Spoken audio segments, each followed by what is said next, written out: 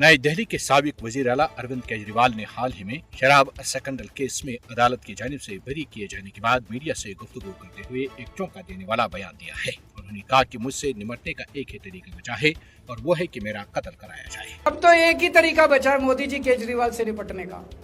केजरीवाल का कत्ल करवाना पड़ेगा, केजरीवाल की हत्या करवानी पड़ेगी। उसके अलावा अब केजरीवाल आपसे संभलने वाला नहीं है। अब आपके बस का नहीं है केजरीवाल, आपने सब कुछ करके देख लिया, अब केजरीवाल का कत्ल ही करवाना पड़ेगा।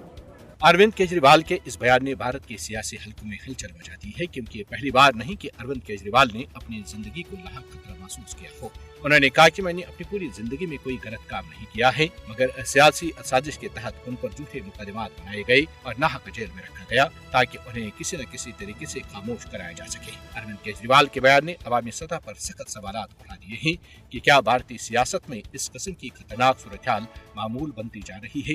केजरीवाल के इस बयान के बाद भारतीय सियासी रहनुमाओं ने भी अपनी आरा का इजहार किया।